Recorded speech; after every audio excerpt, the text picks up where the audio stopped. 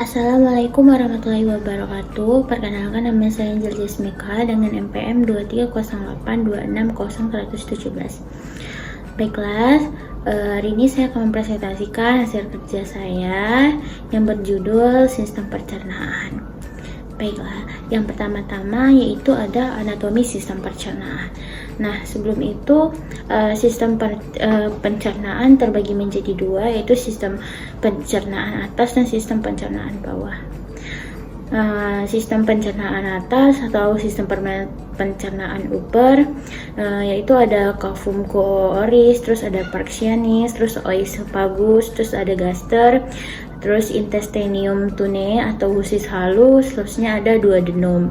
Selanjutnya di bagian sistem pencernaan bawah yaitu ada jejunum, ileum, terus ada intestinum crassum atau usus besar, kolon, appendix, rektum, dan kanalis analis.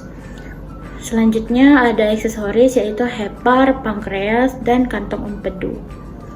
Selanjutnya ada proses pembentukan feses, di mana proses ini di dalam usus besar terdapat bakteri Akriakia atau Akriakia coli yang membusukkan sisa makanan menjadi feses. Dalam kolon air dan garam-garam mineral pada makanan yang telah dibusukkan diserap kembali. Sisa hasilnya penyerapan disebut feses yang siap melewati rektum. Selanjutnya ada histologi sistem pencernaan. Yang pertama itu di lapisan saluran pencernaan. Di situ ada tunika mukosa, tunika muscularis, dan tunika serosa, dan tunika submukosa. Selanjutnya ada di sel kelenjar lambung, yaitu ada sel parietal, sel Kiev atau zymogenek, dan sel enteroendokrin. Selanjutnya ada di duodenum, terdapat kelenjar duodenum atau Brunner. Selanjutnya ada di usus halus, yaitu sel enteroendokrin dan sel panen dan sel goblet. Selanjutnya ada di usus besar, yaitu sel absorptif kolumnar.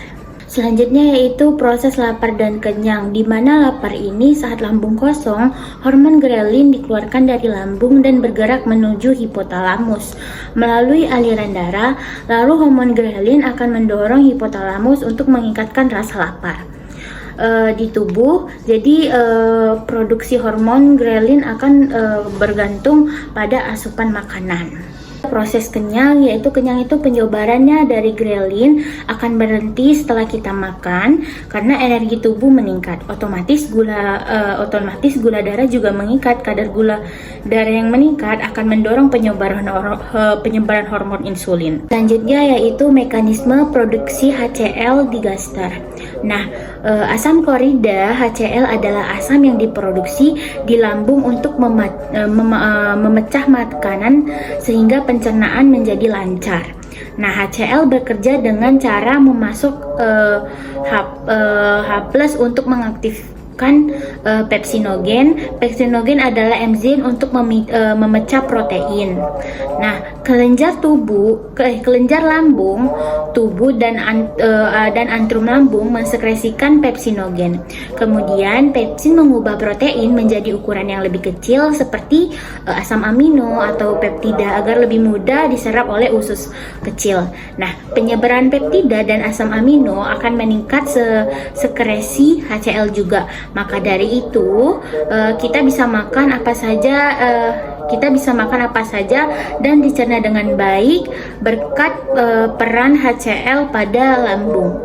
Selanjutnya ada proses pencernaan secara mekanis dan kimiawi. Nah, pencernaan makanan secara mekanis dengan menggunakan gigi, sedangkan proses makanan secara kimiawi dengan menggunakan enzim pitialin yang terdapat pada ludah yang dihasilkan oleh kelenjar ludah atau saliva. Selain itu, ada kelainan pada sistem pencernaan seperti diare, GERD, sembelit, appendicitis, atau radang usus buntu, ambeien, dan lain-lain. Selanjutnya ada proses penyerapan zat pada sistem pencernaan. Nah, proses ini penyerapan makanannya umumnya terjadi dalam usus halus, jejunum, dan ileum.